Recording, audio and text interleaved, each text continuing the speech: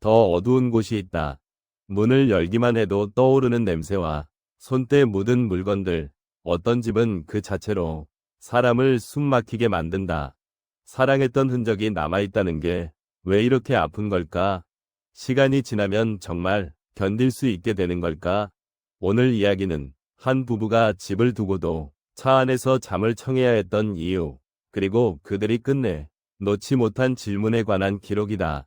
끝까지 함께 해주신다면 구독과 좋아요로 조용히 힘을 보태주셔도 좋겠다. 읽고 난 뒤 떠오르는 생각은 댓글로 남겨주셔도 감사하겠다. 5달. 부부가 그렇게 지낸 시간이었다. 집으로 돌아가면 아이와 함께했던 자국들이 여기저기 남아있었다. 작은 옷장, 장난감, 한 번도 정리하지 못한 생활의 조각들. 그걸 마주하는 순간부터 둘은 잠을 제대로 이루지 못했다. 눈을 감아도 그 흔적이 먼저 떠올랐고 숨을 들이쉬는 것조차 미안해지는 밤이 이어졌다. 무엇보다 차가운 곳에 누워있을 아이를 생각하면 따뜻한 집에서 밥을 먹는 일도 죄처럼 느껴졌다. 살아있는 것마저 미안하다고 말하던 아내의 얼굴은 오래 굳어 있었다. 그래서 부부는 집을 놔두고도 차에서 먹고 자며 버텼다. 좁은 차 안에는 생활용품과 옷가지가 빼곡했고 그 안에서 하루가 시작되고 하루가 끝났다.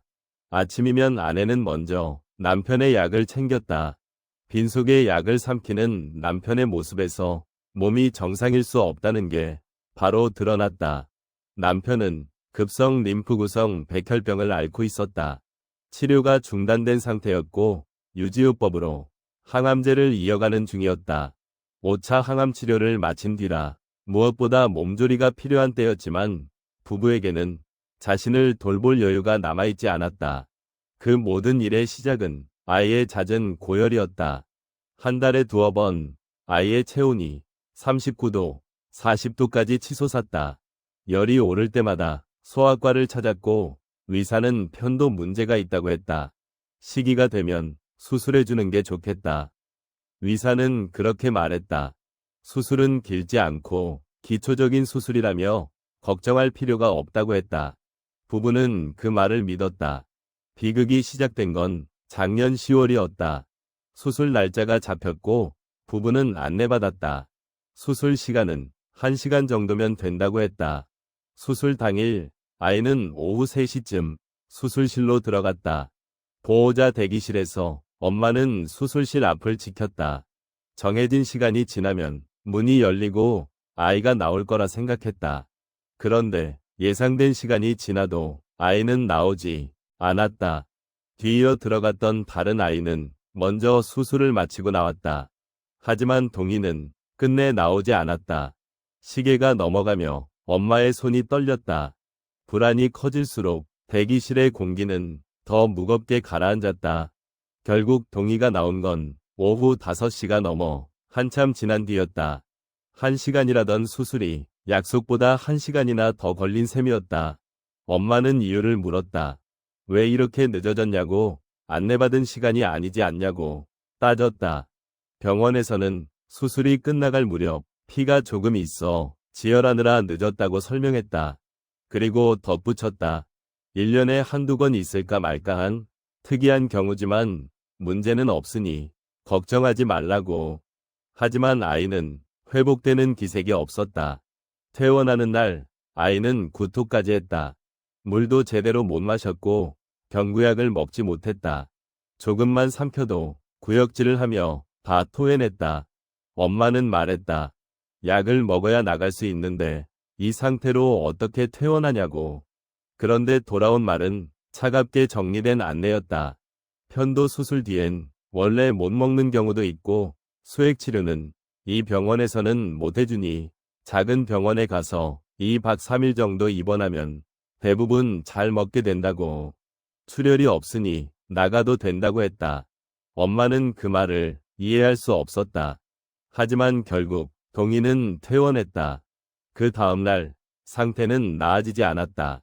엄마는 동네 이비인후과를 찾았다. 목 상태를 봐달라고 못 먹는 게 너무 심하다고 말하며 아이를 데려갔다. 그곳에서 의사는 아이의 목을 보자마자 놀라워했다.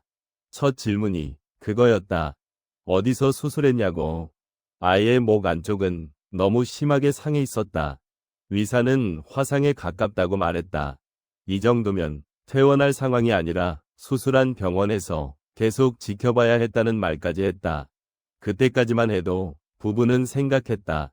입원만 하면 괜찮아질 거라고. 어차피 약도 못 먹고 아이가 먹지 못하니 엄마는 다른 병원에 입원시키려 했다. 그리고 실제로 바로 입원이 됐다. 수액을 맞자 아이는 그나마 조금씩 살아나는 듯했다. 부부는 그 작은 변화에 매달렸다. 하지만 이틀 뒤 새벽 아이는 갑자기 피를 토했다. 기침을 두어 번 하더니 피가 쏟아졌다. 그 장면은 폭포처럼 쏟아졌다고 엄마는 기억했다. 몇 초 뒤 아이는 그대로 의식을 잃었다. 수술은 10월 4일이었다. 그리고 의식을 잃은 날은 수술 후 6일째 새벽이었다. 엄마는 그 순간을 받아들이지 못했다. 아이에게 무슨 일이 벌어진 건지 도저히 이해가 되지 않았다. 아이는 그 뒤로 의식을 회복하지 못한 채 5개월을 버텼다. 그리고 결국 하늘나라로 갔다. 부부가 함께 산 시간은 너무 짧았다. 아빠의 긴 투병 때문에 가족이 함께 지낸 건 고작 2달 남짓이었다. 그렇게 이별이 찾아올 거라 상상도 하지 못했다. 3월 11일, 동희는 부부의 곁을 떠났다. 아빠는 고속도로만 달리면 아이를 재우던 기억을 떠올렸다. 작은 물건 하나에도 아이의 체온이 붙어 있을 것 같았다. 수술만 안 했으면 그 말은 끝까지 입안에서 맴돌았다. 동희가 떠난 뒤 부부는 그동안 발걸음하지 못했던 곳으로 조심스레 향했다. 5달 만에 집을 다시 찾은 날이었다. 문을 열자 공기가 먼저 달라졌다. 사람이 살고 있는데도 살지 않는 것 같은 정적이 흐르는 집. 엄마는 말했다. 동희가 간 뒤 처음 왔다고. 아이의 흔적이 너무 선명해서 도저히 올 수가 없었다고. 집은 한때 행복이 가득했던 곳이었다. 하지만 지금 남은 건 텅 빈 고요와 정리되지 못한 물건들 뿐이었다. 부부는 아이의 죽음이 그저 운이 나빴던 일인지 끝없이 되물었다. 엄마는 수술했던 의사를 찾아갔다. 그런데 의사는 퇴원 때와 다른 말을 했다. 병원에 와서 이렇게 하고 있었으면 좋았을 것 같다는 식으로 말을 바꿨다. 엄마는 단호했다. 다음날 오라는 안내를 받은 적이 없고 오지 말라고 들었다고 했다. 원래 못 먹는다. 수액은 여기서 못한다. 그 말뿐이었다고. 의사가 말한 특이한 케이스라면 그렇게 다른 아이들과 똑같이 관리해도 되는 거냐고 엄마는 따졌다. 아이 상태가 다른 아이들과 같았냐고.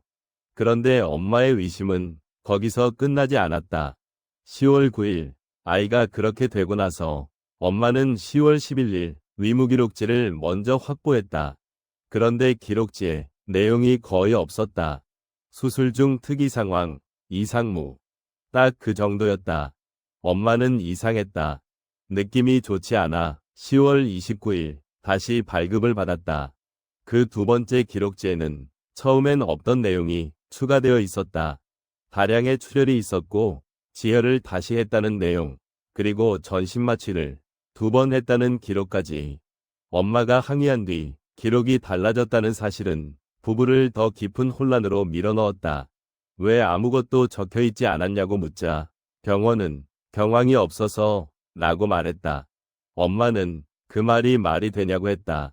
아이 인생이 걸린 순간에 경황이 없어서 기록을 남기지 못했다는 게 납득되지 않았다. 병원이 마지막으로 전한 태도는 더 차가웠다. 법대로 하라. 그 말이 전부였다. 부부는 그날 수술실에서 무슨 일이 있었는지 확인해야 한다고 생각했다. 수소문 끝에 동희의 수술을 담당했던 의사를 찾았다. 사건 이후 약 10개월이 지났고 그 의사는 다른 병원으로 옮겨 여전히 수술과 진료를 하고 있었다. 제작진이 다가가자 의사는 당황한 기색으로 자리를 피했다. 질문이 이어졌다. 특이한 케이스라고 했는데 경과를 더 자주 봤어야 하는 것 아니냐, 수술이 과하게 된 건 아니냐. 하지만 끝내 어떤 답변도 들을 수 없었다. 전문가들은 편도 수술이 의사들이 수련 과정에서 처음 접하는 수술 중 하나라고 설명했다. 그리고 편도 수술 뒤 가장 중요하게 봐야 할 건 출혈이라고 했다. 특히 2차 출혈은 수술 후 24시간 이후에 발생하며 대개 5일에서 10일 사이에 나타날 수 있다고 했다. 확률은 4, 8%에서 7%까지도 본다고 했다. 집도의가 이례적인 환자라 말했을 정도라면 더 주의 깊게 경과 관찰이 필요했을지 모른다는 의문이 남았다. 이제 동희는 추억 속에만 남았다. 아이의 사진을 바라보며 부부는 말끝을 흐렸다.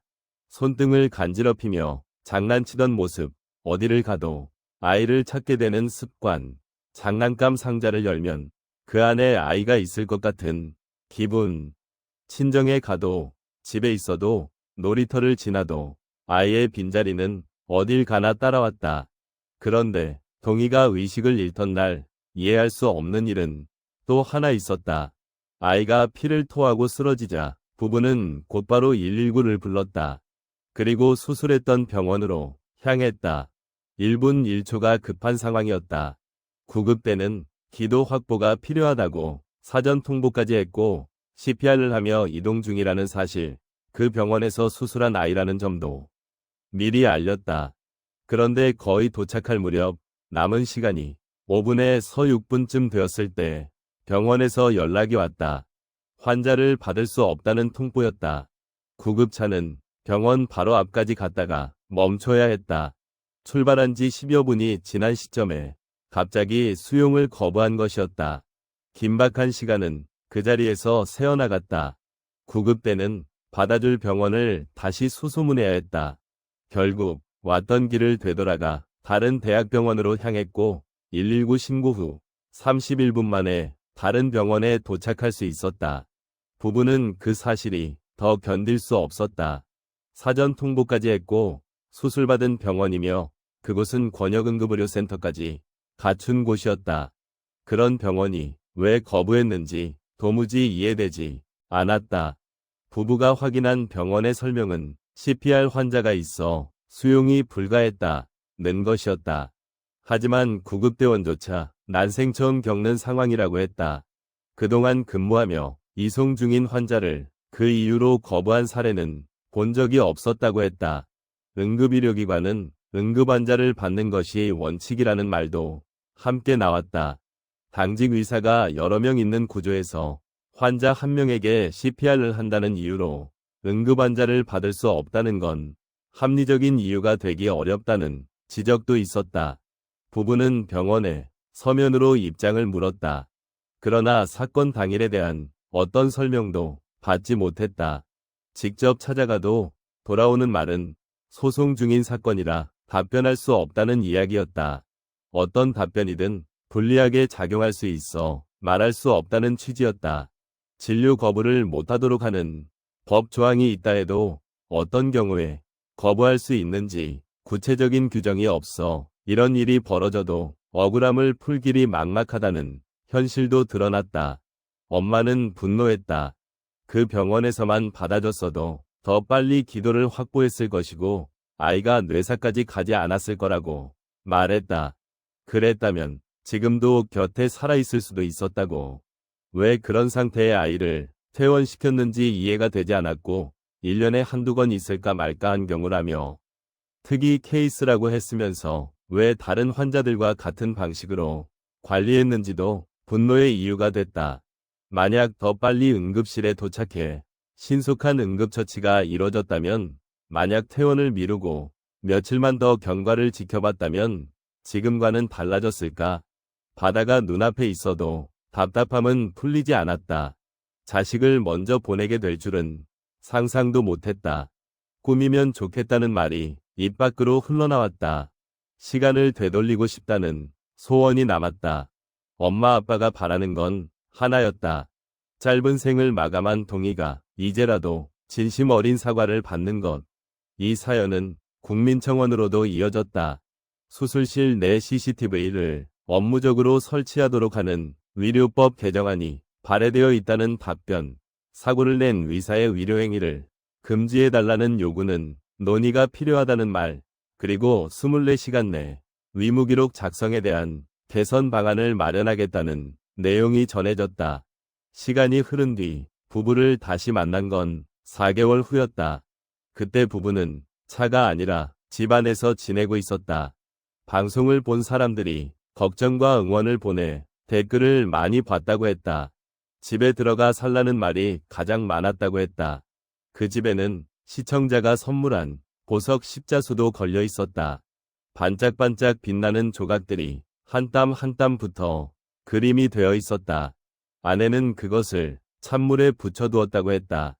하늘나라에서 보라고, 동희가 좋아했을 거라고 조용히 덧붙였다. 동희가 보고 있을 거라는 말이 길게 남았다. 동희를 떠나보낸 지 9개월. 그 시간 동안 부부가 가장 견디기 어려웠던 건 사과하는 사람이 아무도 없다는 사실이었다. 책임지는 사람도 없고 병원은 여전히 법대로 하라는 말로 선을 그었다. 그 사이에도 해당 의사는 버젓이 진료와 수술을 하고 있었다. 하지만 남편에게는 또 다른 싸움이 있었다. 투병을 하면서도 사건의 진실을 밝히려 1인 시위를 했던 그는 치료제가 없어 희망이 희미했던 사람이다. 그런데 투약이 가능한 항암제를 찾았다는 소식이 있었다. 새로운 약을 조심스럽게 투여하는 과정이 이어졌다. 남편은 상태가 좋지 않아 이미 3번이나 재발을 겪었다고 했다. 지금 쓰는 약은 남아있는 신약 하나라서 또 재발이 오면 더 이상 약이 없다고. 그 말을 할 때 그는 담담하려 애썼지만 눈빛은 흔들렸다. 부부는 말했다. 좋은 결과가 생겨 동희 사건도 끝까지 마무리하고 잘 마쳤으면 좋겠다고. 집에 남은 건 쓸쓸한 뿐이라 해도 그들은 아직 질문을 놓지 않았다. 왜 이런 일이 생겼는지, 어디서부터 잘못된 건지, 누가 책임을 져야 하는지. 그리고 그 질문은 오늘도 조용히 부부의 하루를 움직이고 있었다.